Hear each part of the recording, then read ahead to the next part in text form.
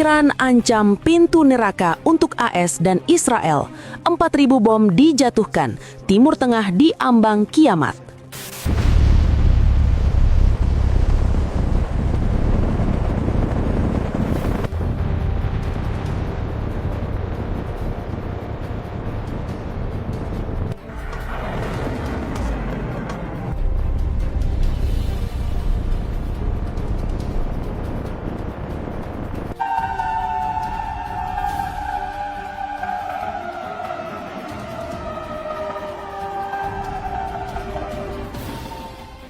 Konflik di Timur Tengah kini memasuki hari keempat dengan eskalasi yang semakin mengkhawatirkan.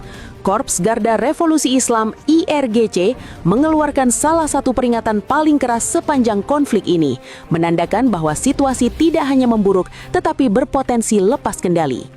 Juru bicara IRGC Ali Muhammad Naini secara tegas menyatakan bahwa pintu neraka akan terbuka bagi Amerika Serikat dan Israel.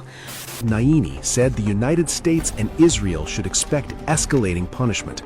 The enemy must await continuous punitive attacks, he said.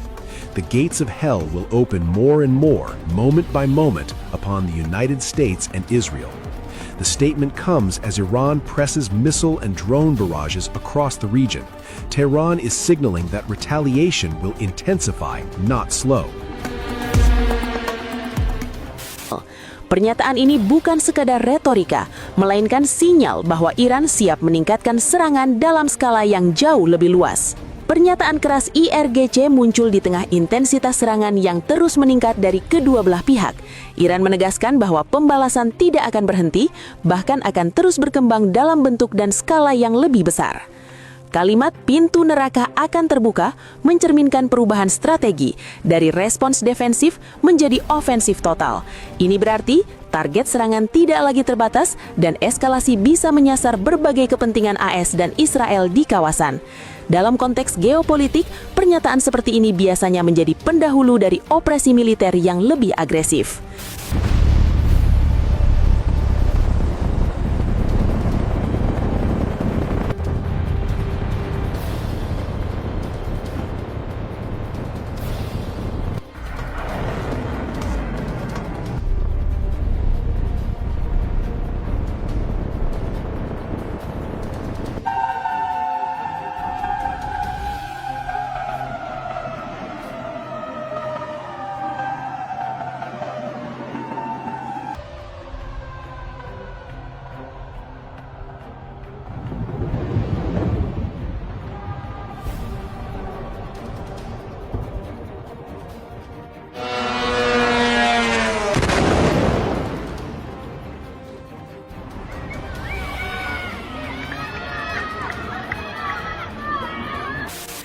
Seiring ancaman tersebut, laporan ledakan mulai bermunculan di berbagai kota teluk seperti Doha, Dubai, Abu Dhabi.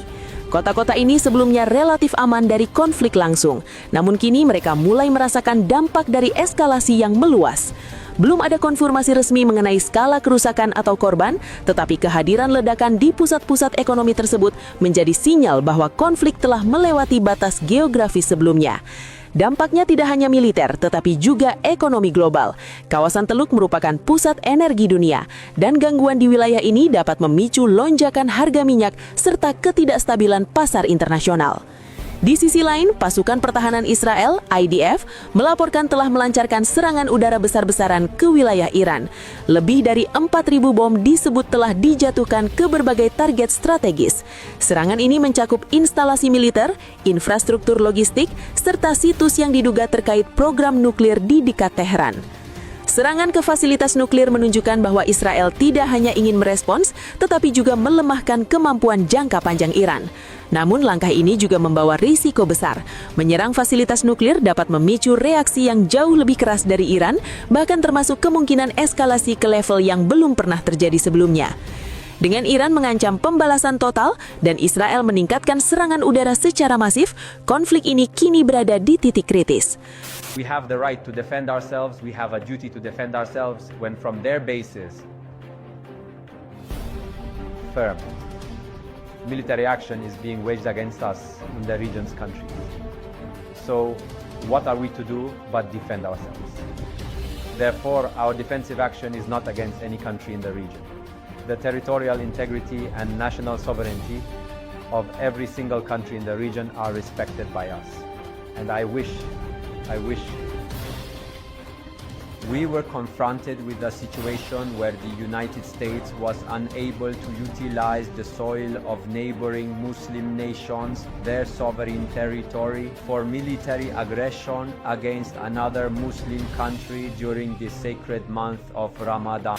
Beberapa indikator yang menunjukkan potensi perang regional, target meluas ke negara Teluk, serangan terhadap fasilitas strategis, retorika ekstrim dari kedua pihak, keterlibatan tidak langsung Amerika Serikat. Jika situasi ini terus berlanjut, bukan tidak mungkin konflik akan melibatkan lebih banyak negara di kawasan, bahkan kekuatan global. Saat ini dunia menghadapi dua kemungkinan besar, deeskalasi melalui tekanan diplomatik internasional atau eskalasi menuju perang udara terbuka. Namun dengan pernyataan keras seperti yang disampaikan IRGC dan intensitas serangan yang terus meningkat, peluang deeskalasi tampak semakin kecil. Konflik Iran, Israel, dan Amerika Serikat kini tidak lagi sekedar ketegangan regional. Ini adalah krisis yang berpotensi mengubah peta geopolitik dunia. Ancaman pintu neraka akan terbuka, mungkin terdengar seperti retorika perang. Namun dalam konteks saat ini, itu bisa menjadi gambaran nyata dari apa yang akan terjadi jika eskalasi tidak segera dihentikan. Dunia kini hanya bisa menunggu, apakah ini akan menjadi titik balik menuju perdamaian atau awal dari konflik besar yang belum pernah terjadi sebelumnya.